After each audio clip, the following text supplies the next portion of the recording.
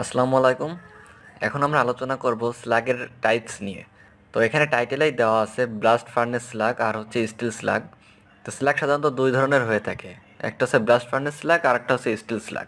তো যারা সাধারণত স্লাগ ম্যানুফ্যাকচার করে তো তাই সেই ফ্যাক্টরিতে দুই ধরনের স্লাগ তৈরি হয়, একটা হচ্ছে এই ব্লাস্ট ফার্নেস স্লাগ, এই যে ছবিতে আমরা যেটা দেখতে পাচ্ছি, আর একটা হচ্ছে স্টিল স্লাগ। তো স্টিল স্লাগ সাধারণত ইউজ করা হয় যে লো কোয়ালিটির যে কনক্রিট যদি কখনো তৈরি করা লাগে সেক্ষেত্রে, আর সাধারণত দেখা যায় যে রাস্তায় যে সাববেজ বা রাস্তার যে এগ্রিগেটগুলো ইউজ করা লাগে সেক্ষেত্রে দেখা যায় যে স্টিল স্ল্যাগটা ইউজ করা হয়। কিন্তু আমরা আলোচনা করব হচ্ছে এই ব্লাস্ট ফার্নেস স্ল্যাগ নিয়ে, কারণ এটাই মূলত আমাদের প্রয়োজন আর এটাই হচ্ছে সিমেন্টে ব্যবহার করা হয়।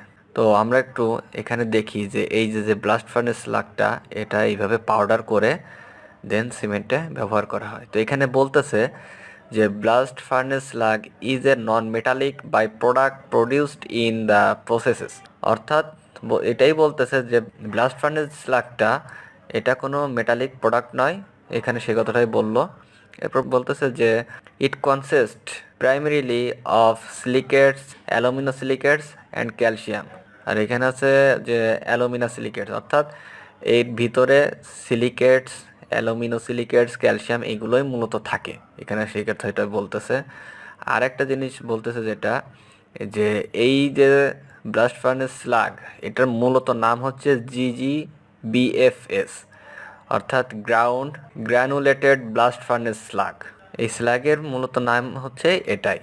তো এখানে পরে বলতেছে যে GGBFS has cementitious properties which make a suitable partial replacement for or additive to Portland cement. অর্থাৎ এই যে ব্লাস্ট ফার্নেস যে স্ল্যাগটা এটা পাউডার করে যে সিমেন্টে ইউজ করা হয়, এটা মূলত পার্শিয়াল রিপ্লেসমেন্ট হিসেবেই ব্যবহার করা হয়।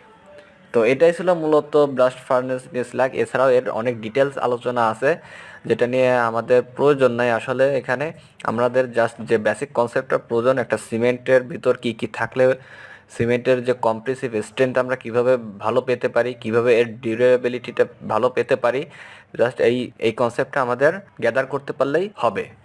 তো ব্লাস্ট ফার্নেস যে স্ল্যাগটা এটাও কিন্তু সিমেন্টের যে কম্প্রেসিভ স্ট্রেংথ এবং ডিউরেবিলিটি যেটা, এটা কিন্তু বাড়িয়ে দেয়। যার কারণে এই জিনিসটা সিমেন্টের জন্য খুবই ভালো।